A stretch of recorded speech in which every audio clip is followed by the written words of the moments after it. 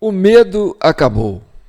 Morte de Clériston na Papuda reacendeu a chama do bolsonarismo, que elegeu como alvo o ministro do STF, Alexandre de Moraes.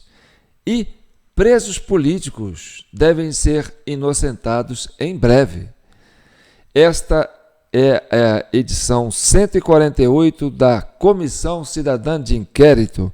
Eu sou o João Paulo Guimarães, falando direto de São João del Rei, a capital brasileira da liberdade. Então, antes de eu entrar no assunto, eu só quero dizer para a turma do YouTube, porque eu tenho o Facebook, eu tenho o YouTube, certo? A gente manda esses vídeos para os dois lugares. Então, eu leio todos os comentários do YouTube. Às vezes eu não comento, porque quando eu comento no celular, por incrível que pareça, não aparece. O YouTube não deixa que meu celular comente. Então, eu tenho que comentar no meu computador. E nem sempre eu estou com o computador na hora que eu estou lendo os comentários, porque isso gasta mais tempo. Já no Facebook, eu consigo ler os comentários, curtir os comentários, as pessoas identificam que eu curti os comentários e eu comento, e o Facebook aceita os meus comentários pelo celular. Então, vou tentar ficar mais presente, né, com o pessoal do YouTube, porque são dois canais bem ativos, mas embora o Facebook eu tenha uma comunidade maior, que é mais do que o dobro do YouTube, então, e a turma ali tem uma presença mais, assim, é mais atuante, então merece uma atenção maior. Agora vamos ao que interessa, né? E olha, gente, essa notícia que os presos políticos estão chegando ao fim, essa história de preso político está chegando ao fim, é uma verdade. E olha que eu venho falando isso há mais tempo, né? Antes da morte do Clériston. Eu comecei a anunciar isso, tem uma semana, né? Então, eu sempre vou antes. Vocês já repararam isso? Se vocês forem ver, eu estou sempre antecipando os fatos. Mas vamos lá. Hoje, domingo, dia 26, né, os bolsonaristas, o pessoal da direita, os patriotas, os brasileiros, né, lotaram a Avenida Paulista. A CNN até chegou a fazer uma notícia tímida sobre o evento, não mostrou uma panorâmica e também não falou quantas pessoas tinham. Mas pelos meus cálculos, pelo que eu vi ali, né, e vocês vão ficar sabendo, de uma certa forma, foi uma multidão. Tá? Não vou dar números também não, mas foi uma multidão. Dessas que o pessoal costuma fazer, essa turma da direita costuma fazer. Então o medo acabou. O medo acabou e o Barroso deve estar preocupado, porque ele achou que tinha derrotado o bolsonarismo. E a Avenida Paulista mostrou que eles estão vivos e fortes e têm um alvo. E eles têm um alvo. E dessa vez, eles têm motivo para ter um alvo. Talvez das outras vezes o motivo era difuso, mas esse motivo ele é real, ele é cristalino, ele é palpável, que é, né, a morte, ou pode-se dizer, né, um assassinato de um preso político. E aí tem essa posição do Jacques Wagner, que é o líder da bancada do governo, que é o líder do governo no Senado e que votou a favor da PEC, que quer colocar um limite no STF, né, colocar um freio no STF. E o STF, como já está acuado há muito tempo, sabe que qualquer passo para trás mostra fraqueza, e aí a tendência é o pessoal continuar avançando. Ou seja, é igual aquela coisa, né? O cachorro, quando está ali latindo para o cidadão, se o cidadão mostrar medo e recuar, o cachorro sai correndo atrás. Então, o Gilmar Mendes, né, engrossou a voz e falou aqui não tem covardes. E a turma lá da Avenida Paulista falou assim, aqui também não tem covardes. Então nós vamos ter aí, né, um embate pela frente. Mas vamos discutir a questão do Jacques Wagner, tá certo? E aí, antes, eu vou soltar uns vídeos, nós vamos entender isso, né? E por que a coisa está ficando difícil para o governo Lula. Está ficando muito difícil. Dessa vez, está pior do que qualquer outra situação. Por quê? Porque o Pacheco, né, que sempre foi, como se diz, né, pano de chão do STF, dessa vez alguém espremeu ele na parede e falou, olha, chega. O Jacques Wagner também, que é líder do governo, talvez também ele já deve ter falado, chega. E não só ele, como lideranças ilustres da esquerda, como Aldo Rabelo, né, que já foi ministro do governo Lula durante muito tempo, que é PCdoB, também já disse chega há muito tempo e já vem dando as declarações aí contrárias ao governo Lula. Então, me parece que aquilo que eu falei há muito tempo atrás, né, porque o que fez o PT unir com o PSDB, né, foi o quê? Foi a existência do Bolsonaro. Agora, o que vai fazer o PT, quer dizer, a esquerda intelectual, se unir com a direita, vai ser a ação do Alexandre de Moraes. E aí você põe o Gilmar Mendes na fila, tá certo? Vamos entender isso? Então tá, eu vou soltar uns vídeos aqui e a gente vai pela frente. Vamos lá. Alguns ministros do Supremo estão atribuindo diretamente ao senador Jacques Wagner a aprovação da PEC que reduziu os poderes da Corte. Eles afirmam nas conversas de bastidores que o líder do governo no Senado foi responsável por alterar, por virar votos importantes e a vitória foi apertada. Foram 52 votos a favor e eram necessários 49 votos para aprovar uma PEC. Outros políticos da tropa de choque do governo no Senado também votaram a favor, além de partidos que detêm ministérios. Para os ministros do STF, não deu para entender qual era a posição do governo, já que o ministro da Agricultura, Carlos Fávaro, por exemplo, foi exonerado para votar contra a PEC, enquanto Wagner votava a favor. Eles atribuem o voto de Wagner a um acordo selado com o presidente do Senado, Rodrigo Pacheco. Senadores, no entanto, que votaram a favor da PEC, afirmam que a limitação das decisões monocráticas do Supremo já era uma preocupação de muitos parlamentares e reforçam que o Legislativo, na visão deles, tem legitimidade para tomar esse tipo de decisão. Então, essa decisão, dessa virada, né, dentro do Senado, que joga na mão, né, do presidente Arthur Lira a responsabilidade de votar agora lá na Câmara dos Deputados, e a gente sabe que a Câmara dos Deputados é mais hostil ao governo do que o próprio Senado, né? E a gente sabe que o Arthur Lira, né, não é como dizer assim, um animal domável, vamos dizer assim. Até porque teve um episódio que eu vou falar para vocês, porque quando eu defendo o Arthur Lira aqui, muitas das vezes, e olha que o pessoal da esquerda está batendo nele de tudo quanto é jeito, para ver se amolece esse cara, para ver se põe, entendeu? Cabresto nele. Mas o Arthur Lira ganhou meu respeito, porque quando aconteceu as eleições, no dia 30 de outubro, na hora que foi dar os resultados, aí a Rosa Weber, quem era presidente do... Acho que era a Rosa Weber, né? Que era presidente do STF, junto com o Pachequim, né? Se reuniu lá, sentou ao lado do Alexandre de Moraes, que era presidente do TSE.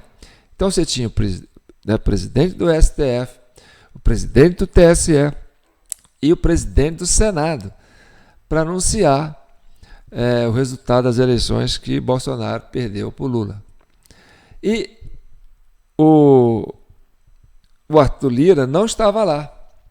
Né? Aí perguntaram para o Arthur Lira, que ele foi chamado também, vem cá para você garantir, né, legitimar a ação do TSE, porque o TSE forçou a barra para o Lula ganhar, né? E aí eles precisavam de dar o Alexandre de Moraes, ele precisava de, olha, eu preciso de respaldo aqui, vocês têm que vir aqui e ficar do meu lado, porque a turma vai questionar o resultado das eleições, que a gente fez e abusou né? Abusou do... Tem aquela música, você abusou, né? Tirou partido de mim, abusou. Então ele precisava de trazer do lado dele, né, poderes que dessem legitimasse a hora que ele anunciasse o resultado.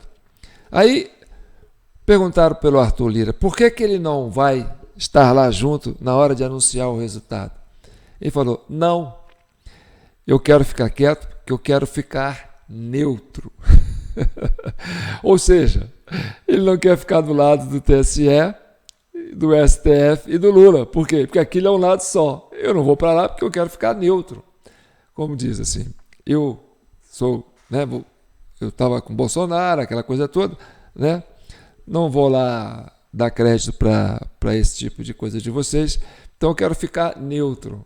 Ou seja, o TSE, o Senado e o STF não estavam neutros, estavam parciais. Então essa visão do Arthur Lira, né, que coloca o Arthur Lira assim como hoje, né, o homem que pode substituir o Lula aí a qualquer momento. E aí vamos ao Jacques Wagner. Quem é Jacques Wagner? Né? O Aldo Rabelo vocês conhecem, né? Você sabia que o Jacques Wagner, quando o Lula estava para ser preso, era o nome indicado do PT para ser candidato a presidente? Porque a expectativa era concorrer com o Alckmin. Né? Jacques Wagner vou mostrar ele aqui. Ó. E, aliás, vamos dar uns créditos aqui para os cabelos brancos, tá certo? Porque, olha, homem que pinta cabelo, não é... alguns vão ficar chateados comigo, mas eu vou dizer, homem que pinta cabelo não merece confiança, tá certo? E homem que pinta cabelo, ele quer omitir alguma coisa, ele quer esconder alguma coisa, tá certo? Esconder o quê? A idade. Então, o homem que sustenta a sua cabeleira branca, essa cabeleira prateada, vamos dizer assim, né? É um homem que amadurece, né? Porque o homem que quer manter o cabelo pintado, né? Ele quer manter o seu espírito jovem, ele não quer envelhecer, ele não quer amadurecer. E quer ficar garanhão, aquela coisa toda, né? Então, para as mulheres, né? As mulheres sabem disso, olha, homens que pintam o cabelo não são confiáveis. Então vamos mostrar o Jacques Wagner e vamos mostrar quem que é Jacques Wagner, né? E aí eu vou, esse é o Jacques Wagner, atualmente é senador pela Bahia. Ele já foi ministro-chefe da Casa Civil do governo Dilma, já foi ministro da Defesa do Brasil no governo da Dilma, já foi ministro-chefe da Secretaria de Relações Institucionais do Brasil no governo do Lula, foi ministro do Trabalho e Emprego do Brasil no governo do Lula, foi governador da Bahia por 2 mandatos, foi deputado federal pela Bahia, foi secretário estadual de Desenvolvimento Econômico da Bahia, tá certo? E tem uma história, é um judeu, tá certo? É um judeu, mas é baiano lá, né? E é carioca, né? Ele nasceu no Rio de Janeiro, em 1951. Filho de imigrantes judeus com poloneses. Estudou no Colégio Militar do Rio de Janeiro, é casado com Maria Fátima Carneiro Mendonça, tem 3 filhos e um enteado. Então tá. Será que Jacques Wagner falou assim, eu não vou sujar minhas mãos de sangue? eu acho que a gente já foi longe demais. E pode ser que ele deu uma Aldo Rabelada, né? Virou um Aldo Rabelo. Porque, gente, não dá mais para passar pano. Não dá mais. Sabe? O que foi feito lá no dia 8 de janeiro foi o fim da picada. Ainda que quisesse segurar o resultado das eleições do jeito que eles acharam que deviam ser, porque não é a primeira vez, né, que o PT ganha desse jeito, até era, assim, suportável. Mas o 8 de janeiro foi o fim da picada. Eu digo sempre, olha, aquilo foi foi ideia de quem passou o Réveillon fumando baseado estragado. E não enganou ninguém, a sociedade não caiu nessa. Achou que ia botar medo no povo, aí o povo está aí na rua. E com muito mais propósito agora, entendeu? E agora tem políticos, né? São lideranças políticas que estão nos palanques. Não foi igual, né, aquele movimento em frente aos quartéis, que não tinha cabeça pensante, era aquela coisa difusa, né? Sem rumo, sem norte. Não, tinha um monte, tinha senadores, tinha deputados, né? Então, é um discurso agora que vem carregado, né? É uma aglomeração que vem carregado com lideranças políticas. E nós estamos entrando, né, na virada de ano e começa o ano para campanhas municipais. As prefeituras do Brasil inteiro vão passar por um processo eleitoral. Então, nessa hora, né, os líderes políticos começam a pensar. Eles falam assim, olha, não vou entrar nessa porque a população já está de saco cheio, né, desses abusos de autoridade que vêm sendo praticados pelo judiciário. Então, a tendência é essa virada do Senado aí, entendeu? E a coisa só tende a crescer, porque o Alexandre de Moraes está muito exposto.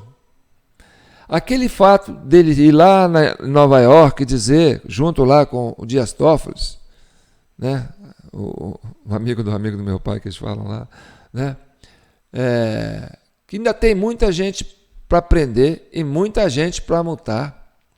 E depois, antes do 8 de janeiro, já tem informação, né, que o sistema carcerário lá da Papuda já tinha comprado 1.000 colchões. Então, o homem já estava pensando nisso, já tinha calculado quantos presos mais ou menos eles iam pôr ali. Então, acontece a morte do Clériston, né? Clériston, da forma que aconteceu, e aí pronto. Era a gota d'água para o negócio, para o caldo entornar. Tá certo? E agora o Alexandre de Moraes teve que soltar, contra a vontade dele, porque ele estava querendo ficar fazendo com doce. Ele foi obrigado a soltar. É um passo atrás. E aí é fraqueza. Então, se você está soltando, é porque você admitiu que você estava errado. Senão você manteria esse pessoal preso até hoje. É quase uma confissão. Eu errei. Eu me omiti. Eu sou culposo desse crime. Não queria que ele morresse, mas fiz por onde ele morrer. E fiz intencionalmente. Então, agora o povo quer a cabeça dele. E aí, quem vai segurar essa massa da população? Vamos continuar assistindo. Lá para Brasília, né? Em meio à primeira grande crise aí entre o Senado e o Supremo Tribunal Federal neste ano, o presidente Lula jantou ontem com 3 ministros da Corte. Os 2 principais cotados à próxima vaga no Supremo Tribunal Federal também participaram. Os detalhes ao vivo agora com a repórter Tainá Farfan. Boa noite, Tainá. Oi, Caio. Muito boa noite para você e para quem acompanha a gente aqui no WW. Pois é, em meio a essa crise institucional entre Senado e Supremo Tribunal Federal, inclusive com troca de farpas públicas, Lula jantou ontem com ministros do Supremo Tribunal Federal. Foram eles Gilmar Mendes.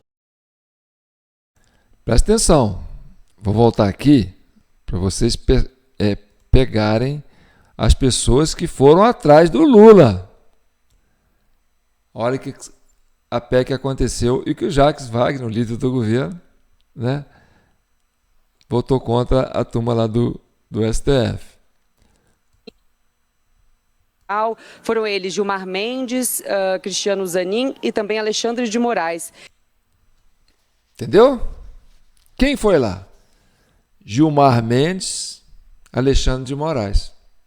O Zanin, como advogado do Lula, falou: vem também. Né?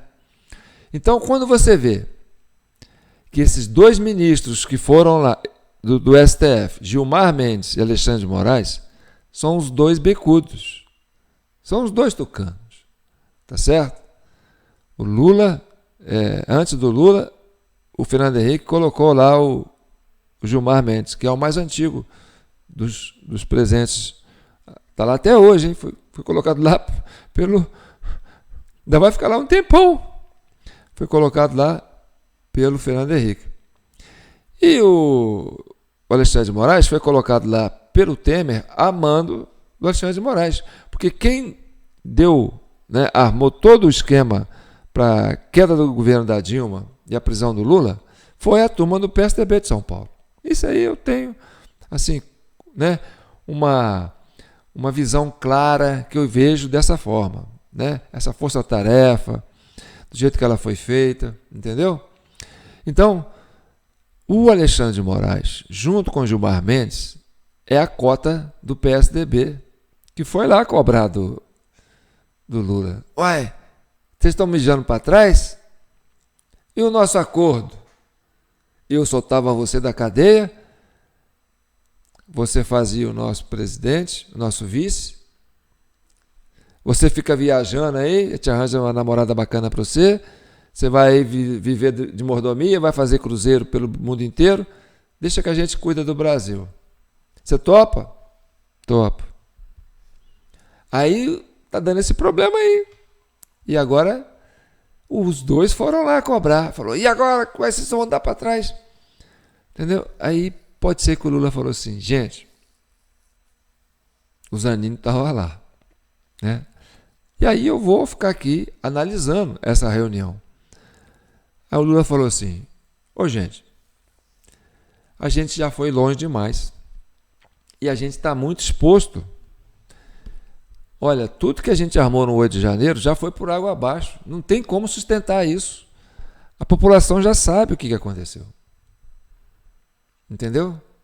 Essa CPMI não podia ter acontecido. Se deixou acontecer, a gente fez tudo para não acontecer. Deixou acontecer. Aquele relatório lá da Lisiane Gama lá não valeu nada. O que valeu foi o que foi falado lá, o que foi mostrado lá. Isso são as convicções que ficaram. Agora eu tenho o Flávio Dino no meu pé aqui, porque ele também estava lá, arrumando esse imbróglio, essas ideias malucas que vocês tiveram. Entendeu? O homem da convoca a Força Nacional, né? E qual era o motivo dele convocar a Força Nacional? Por quê? Porque invadiu os prédios. Tá. Depois foge com as câmeras. Não quer comparecer para dar explicação. Pronto. E agora? O que a gente faz? E agora morreu um patriota lá.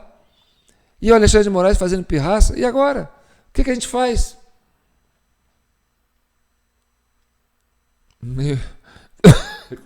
Imagina a cara do Zanin, olhando para os dois assim, falando assim, ó, se eu fosse vocês, rifava o Alexandre de Moraes, né?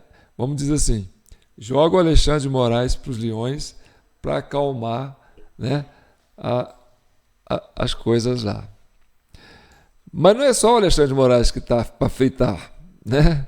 O Dino também está numa situação muito difícil. Vamos vendo. E ainda teve a participação dos dois principais cotados para assumir a nova vaga no Supremo Tribunal Federal, o ministro da Justiça, Flávio Dino, e ainda Jorge Messias, advogado-geral da União. Essa é uma apuração da nossa âncora, Raquel Landim. O presidente do STF, Luiz... Viu? Tem dois. Dois querendo a vaga do Supremo. E o acordo que eu acho que o Alexandre de Moraes tem com o Lula é assim, ó, a primeira vaga é sua, a segunda é do PSDB. Tá certo?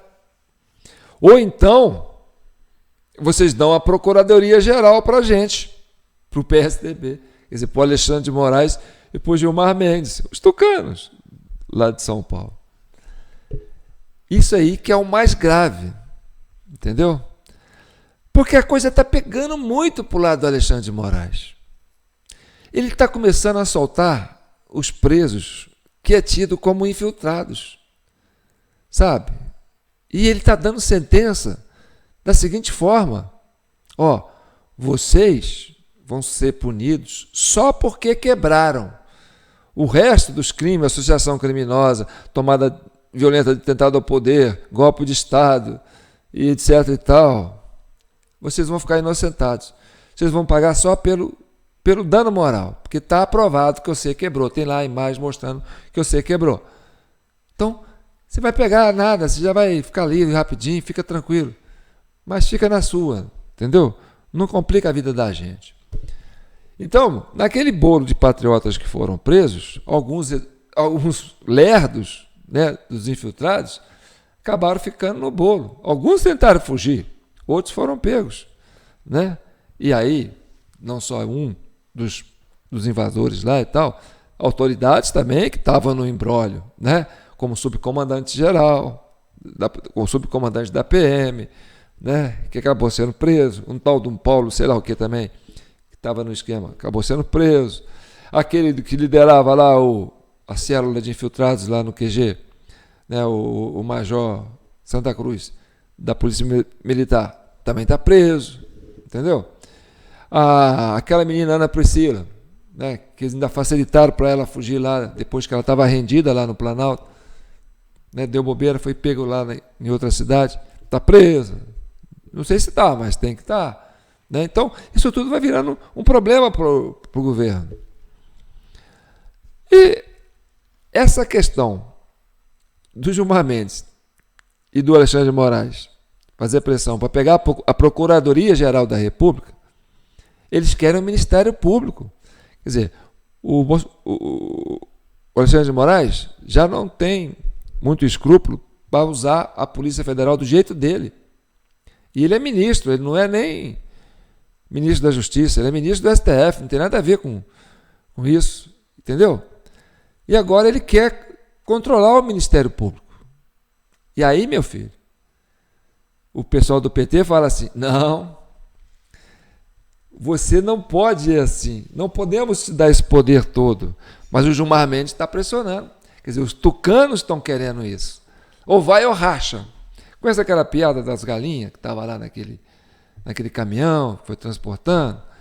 Que aí o cara começou a gritar para a galinha assim, ó, ou dá ou desce, o papagaio, ou dá ou desce. Aí as galinhas foram descendo tudo, ninguém queria dar. Então vamos lá, vamos mostrar aqui tamanho do imbróglio que tá vindo por aí no colo do governo, do Lula. Advogado-geral da União. Essa é uma apuração da nossa âncora, Raquel Landim.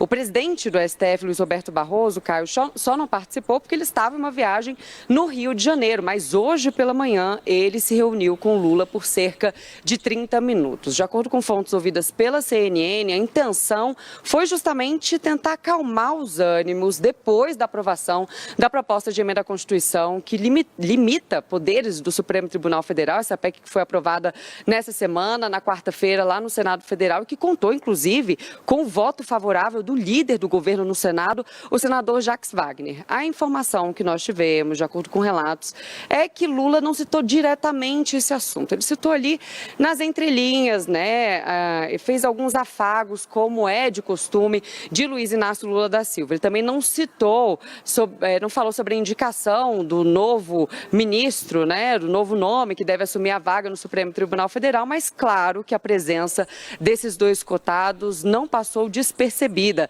E vale a gente destacar também que Lula deve indicar em breve o novo procurador-geral da República. O mais cotado é Paulo Gonet, que é o nome aí preferido, digamos assim, de Gilmar Mendes e também de Alexandre de Moraes. Entenderam? Então, no dia que o cara morre, no outro dia, o Alexandre de Moraes recebe uma comenda do Lula. E agora, eles estão fazendo pressão para cima do governo, para cima do Lula, para pegar o Ministério Público. Você está entendendo? Porque aí, se deixar os tucanos tomando conta do Ministério Público, meu Deus, esse povo não tem limite, não. Essa turma aí é pesada. E o PT apanhou na mão dessa turma. Apanhou. Sabe disso. Então, essas lideranças do PT já sabem, olha, essa aliança com esse abraço do afogado que nós fizemos lá atrás, estamos repetindo ele de novo. Só que dessa vez de forma muito mais agressiva. E olha, nós estamos deixando, né, sequelas muito grandes. E até que ponto vale a pena a gente se autodestruir, né? Então, vamos continuar vendo.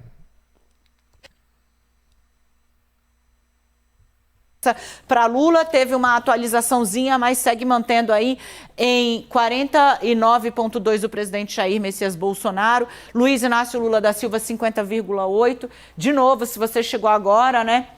A eleição apertadíssima mesmo, né? Mas nesse momento faltam entrar votos do Maranhão significativamente, ainda 8% de votos para entrar no Maranhão. O que acontece hoje? Das 5 horas da tarde, o mesário verifica lá em consórcio com os fiscais, verifica os eleitores que não compareceram, porque não foram, porque morreram, porque viajaram. Com o número do título, ele libera a urna eletrônica e vota quantas vezes ele quiser. Com 98, eu não lembro qual foi a última eleição que a gente cobriu, com 98,45% das urnas apuradas, você não conseguia dizer quem era o vencedor. Claro, a gente percebe que pela curva da apuração, de onde ainda podem vir os votos, Lula aparece como favorito neste momento. 98,5% das urnas apuradas, Lula ganhou mais 0,01% de votos válidos. 50,81% contra 49,19% de votos válidos. Mas matematicamente ainda não podemos cravar. Pelas tendências que vimos nos gráficos e principalmente de onde os votos ainda precisam chegar, é praticamente certo que esse quadro não deve se alterar. O que acontece hoje? Das 5 horas da tarde, o mesário verifica lá em consórcio com os fiscais, verifica os eleitores que não compareceram, porque não foram, porque morreram, porque viajaram. Com o número do título, ele libera a urna eletrônica e vota quantas vezes ele quiser. A diferença está se mantendo. 1.882.619 votos. E de pouquinho em pouquinho, às vezes de 40 mil votos, 50 mil votos a cada atualização, essa diferença já chega a esse volume que Rafael Colombo acabou de nos passar. Gente, a virada ela não acontece mais matematicamente falando por conta da questão do fluxo dos votos, de onde esses votos estão vindo. O que acontece hoje? Das 5 horas da tarde, o mesário verifica lá em consórcio com os fiscais, verifica os eleitores que não compareceram, porque não foram, porque morreram, porque viajaram. Com o número do título, ele libera a urna eletrônica e vota quantas vezes ele quiser. Mas talvez não seja a expressão matematicamente, já que esses votos a gente não sabe. Se eles forem todos para Bolsonaro, tem volume de votos suficiente para virada. Essa é a pergunta, por isso que eu perguntei para o nosso switcher se quanto falta, por exemplo, em votos do Maranhão. Minas. Se todos os votos do Maranhão fossem para um mesmo candidato, Bolsonaro, isso produziria? Perfeito. Então, isso produziria? Muito provavelmente, não. Porque a distância é de 2 milhões de votos, o Maranhão tem 4 milhões de eleitores. Mas em Maranhão mais Minas? E Maranhão mais Minas e Rio. Precisamos saber quanto. Rio Olha, acabou. no Maranhão, a gente tem 93,5% das urnas 7% apuradas. ainda. Não temos os números absolutos. Mas a cada 10 votos, 7 vão para Lula e 3 para Jair Bolsonaro. O que acontece hoje? Das 5 horas da tarde, o mesário verifica lá em consórcio com os fiscais, verifica os eleitores que não compareceram, porque não foram, porque morreram, porque viajaram. Com o número do título, ele libera a urna eletrônica e vota quantas vezes ele quiser. Então você entende por que o Lula tem uma dívida agora com o Flávio Dino? Né? E por que o Flávio Dino hoje quer essa vaga no Supremo? Porque ele quer aquela imunidade. Né? Ele falou, eu estou aí, o Congresso está no meu pé, né? A oposição está no meu pé, eu estou numa situação difícil, não tem como eu me escapar fácil disso aí. Então eu preciso de um guarda-chuva. É igual aquela vez que que o Lula estava para ser preso, né? Aí a Dilma quis colocar ele lá como ministro-chefe da Casa Civil, né? Aí teve aquela coisa do grampo, né? Que a operação da Lava Jato lá, né? Pegou uma gravação de um telefonema da Dilma com o Lula, né? Falou, vou mandar para você o documento, você usa se precisar. O documento dando posse, entendeu? Para ele não ser preso. Não, agora eu tenho imunidade parlamentar, não pode me prender. Aí ele, tá bom, querida. Tchau, querida. Tchau, querida. Pronto. E esse tchau, querida, virou como é que chama? Rajão, sei lá, esqueci o nome. Virou uma bandeira, né? Aí no dia do impeachment, estava todo mundo lá, tchau, querida, tchau, querida. Por causa do quê? Por causa desse telefonema do Lula conversando com a presidente Dilma, que a Dilma queria dar para ele um cargo de ministro para ele ganhar imunidade parlamentar para a Lava Jato não botar a mão dele. Então, no telefonema, quando terminou o telefonema, ele falou, tchau, querida. E aí, no dia do impeachment, todo mundo ficou lá, tchau, querida. Agora, essa turma que fez esse estrago no PT na época, no governo da Dilma, na prisão do Lula e tal, era essa turminha aí do PSDB paulista que estava na frente desse processo aí, entendeu? Porque quem queria a vaga era eles. Tanto que quando caiu a Dilma, primeiro a assumir ali, né, com o Temer, né, Alexandre de Moraes foi pegar o Ministério da Justiça. Teve outros lá também que pegaram ministérios lá, na indicação do pessoal do PSDB, porque o PSDB que deu sustentação para o governo do Temer chegar até o fim, né? Senão o Temer chegou a ser preso também, e na época quem segurou a barra do Temer para ele não cair foi o pessoal do PSDB. Então, essa turma do PT, de uma certa forma, não gosta muito do Alexandre de Moraes. Eles têm um passado aí mal resolvido. Por isso que eu falo, foi um casamento de interesse, sabe?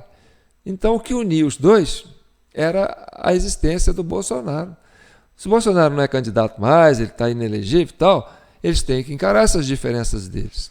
Então, é difícil essa convivência. É quase uma relação de um casal prestes a cometer crime passional. Entendeu? Vamos ver se vocês entendem isso, como eu estou entendendo. Vice-presidência, ministro Luiz Edson Fachin, com 10 votos. Ministro Alexandre de Moraes, com 1 voto.